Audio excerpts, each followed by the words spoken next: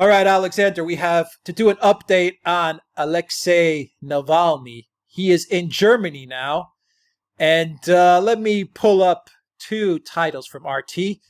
German clinical investigation suggests Moscow protest leader Alexey Navalny was poisoned from a hospital statement. And this one's the really good one. Another title, different article. Germany's Merkel calls on Russia to investigate how Navalny was allegedly poisoned and hold perpetrators accountable. So it looks like Navalny has gone to Germany. He's, from what I understand, he's in like a self-induced coma, but he's not gonna pass away or anything. He's fine, the doctors say. But the hospital is the Charite, Charite Hospital. I'm looking at the article right now. It's not a life-threatening illness, but he is in a medically induced coma. The Germans say he was poisoned. The Russian doctors, when he was in Omsk hospital, said he wasn't poisoned. They said they found Cholinesterase inhibitor inside of him. I hope I'm pronouncing that right.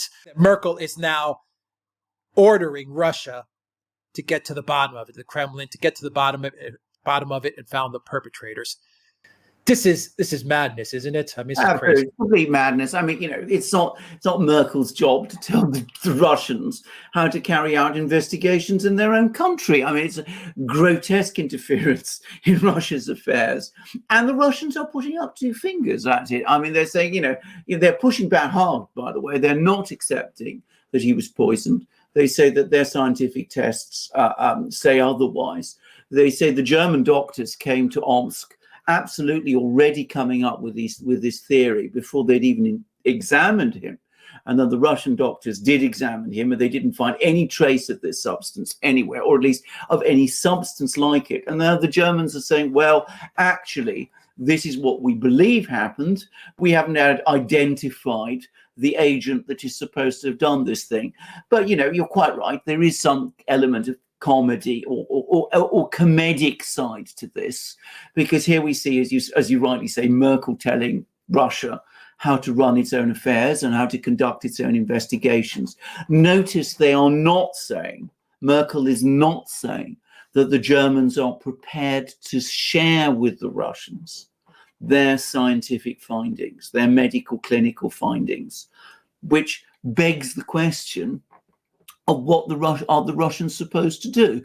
Presumably take Merkel's and the Germans' word that a substance of some kind, which the Germans have not been able to identify, exists, even though the Russians themselves say that their own tests didn't find it. I mean, it's absolute Alice in Wonderland stuff. Not, by the way, for the first time.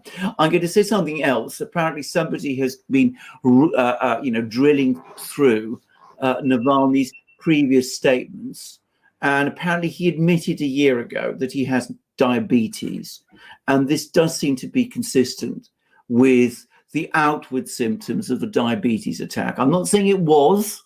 I'm not making any judgment as to what he's really ill with. But all I am saying is that this is all very confused. I don't believe he was poisoned by the Russian government. He might conceivably have been poisoned by someone else, but it's absolutely not Angela Merkel's business to tell the Russians how they should carry out their own investigations in their own country. What she should be doing is, if the Germans do find traces of poison, she should be offering the Russians the clinical information upon which that finding is based. The Russians had already previously said that if there was evidence of foul play, they would carry out an investigation. They're not accepting that there is any such evidence at the moment because they haven't been provided with any. All right, Alexander, real quick. I had an email sent to me from one of our viewers who's an expert in this field. I'm just going to say it was a long email. It was very scientific, very technical. I mean, I tried to understand as much of it as possible. But to summarize his email, it's very difficult to find traces of this poison if you're not looking for it. So that was the email. That was his basic message, was that the doctors in Russia, for them to have found any trace of poisoning would have been very difficult if they weren't looking for that exact chemical. But saying that, doing a diagnostic check on Navalny and having come to the conclusion that he wasn't poisoned, okay, that leads us somewhere. That was their conclusion. It leads us somewhere. And also the whole tea thing, according to this user, the tea thing is probably not very viable because it just doesn't gel with how a poison like this works. That viewer kind of relayed to me that most likely, given the time that it took for Navalny to get sick, it most likely happened on the plane, if anything. But we don't know. It's all speculation. Well, we're not doctors.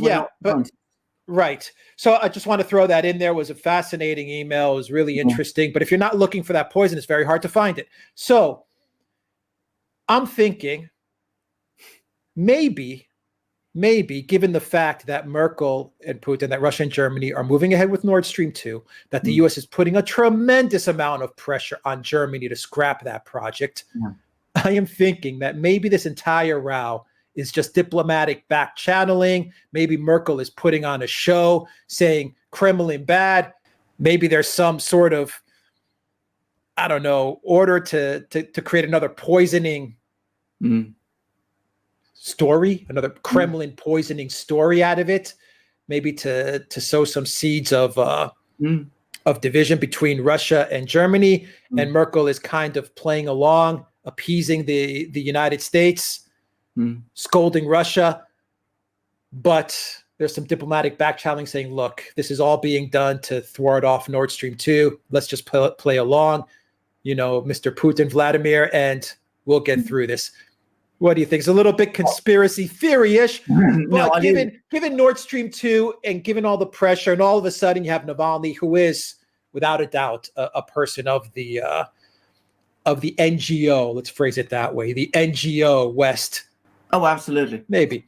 Well, can I make an observation, which is one that I've made before? And I mean, it's very interesting that just at the moment when an important thing happens, which the Russians want to see happen, be it the World Cup in 2018 or Nord Stream 2 now, somebody falls ill with suspected poisoning.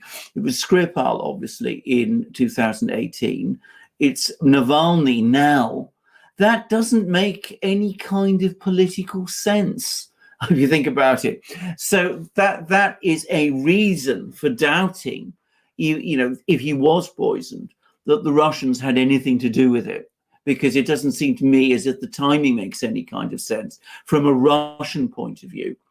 But more to the point, it does make me wonder. I have to say this. I mean, this is perhaps slightly conspiracist, in this case especially, but it does make me wonder whether we aren't seeing some kind of provocation being pulled, in the sense that somebody who might want to derail Nord Stream 2 might be happy to see some kind of trouble between Germany and Russia, and this creates trouble between Germany and Russia. Or alternatively, it may be that, as you correctly say, Merkel is very keen to see Nord Stream 2 done.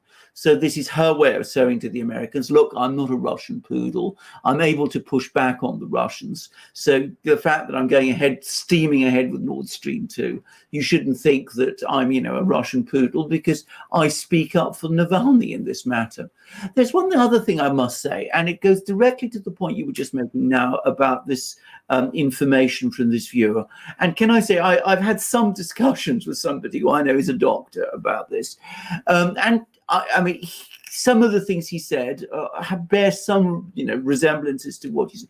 If you can't find this poison unless you look for it, why would the Germans know to look for it?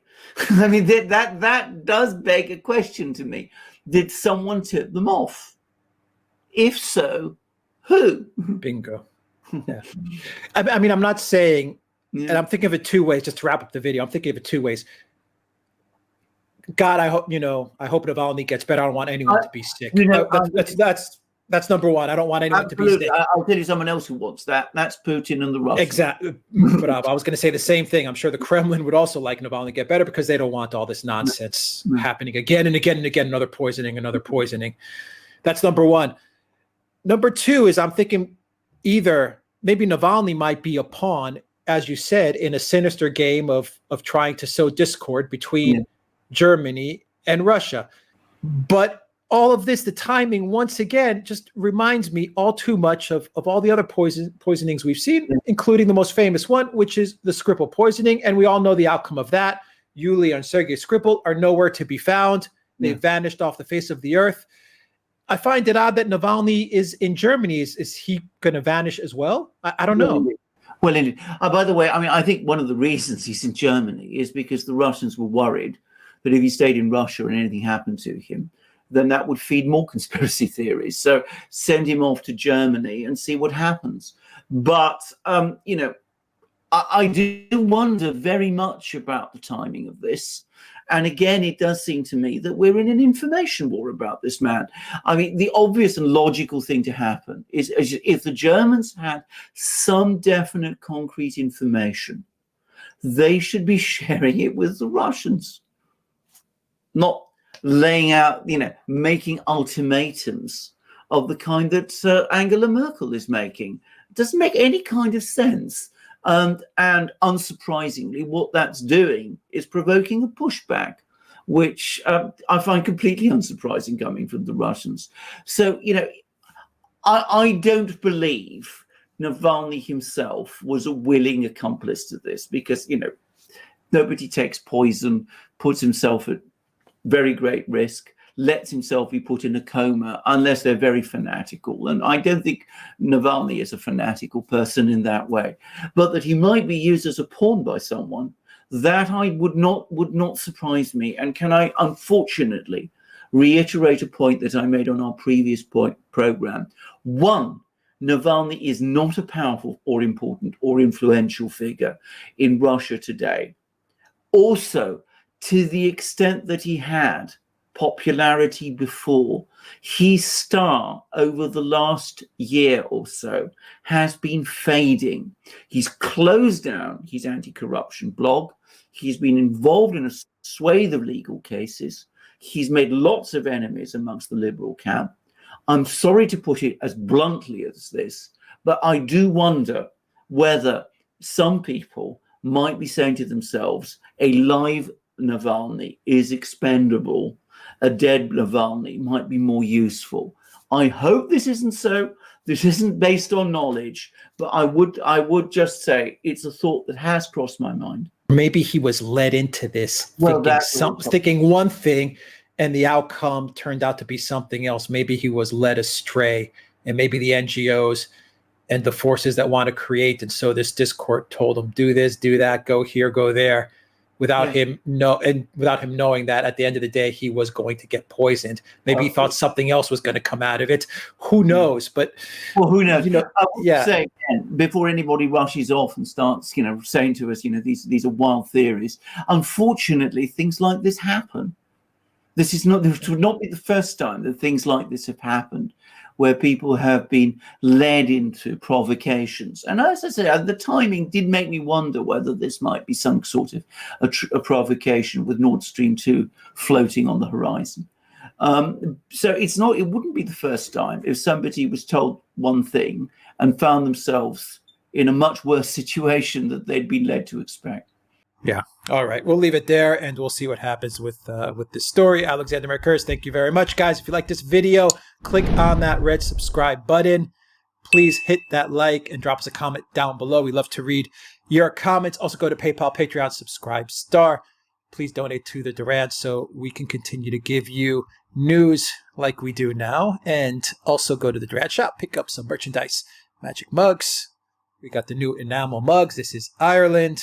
This is England. That is England. It's very close. And that's Armenia. And yes. This, interestingly enough, is Germany. But these are the enameled mugs. I should say they've been incredibly useful to me at the moment because I'm actually on a walking holiday in the Peak District. You can see the background is different. I'm not in my library. And of course, if you're on a walking holiday, having enameled mugs like these is ideal. It means that you can go and carry these with you and you can, you know, have your water and you don't worry about them breaking or chipping in the way that even the best, most magical porcelain mugs, Duran mugs might do. Those porcelain mugs which you make are of a kind that I would not want to risk on a in a backpack in that way. Whereas these are ideal for that, and they look amazing. They look so stylish, and they're light. They're very light, and they're very strong. And you will find other great things in our shop. Alex is refreshing our shop. He's expanding the range of products all the time. You can see this amazing shirt I'm wearing, which has the flag of the United Kingdom here. There, this is England. That's the United Kingdom. That's the Red Cross. So it's the Red Cross, and it's also the Cross of Scotland and Ireland too. But, this is England, and that's the English part of it. And you will also see that we are, Alex is wearing a prototype of a new polo shirt that we're doing. We're not quite there yet with it. I mean, he's testing the samples, I think. But we're going to have lots of amazing new shirts in the shop also. And you will find great things in our shop. And, of course, you support this Duran, the small channel where we work so hard to provide you with all this valuable analysis. You can support us by coming to our shop also. So if you come to our shop, you support the Duran, you become the owner of all these wonderful things. You're able to go on a walking holiday in the mountains, as I'm doing, and with your perfect mug, and you will find all these great things of the Duran, and all the great shirts and hats, embroidered hats too, and cowboy trucker hats, baseball hats. Yes, exactly. You'll find them all there in our shop, and Alex will remind you how to go there. Go to the duranshop.com. You'll find the link in the description box down below. This shirt, just an FYI, is embroidered with the country flag of Greece. It's an embroidered flag of Greece. It's really nice, really stylish, and that's a prototype, but we should be rolling out all the country flags embroidered on the shirts as well. Alexander Merkel, editor-in-chief of the Duran. Thank you very much. Till next time, everybody, take care.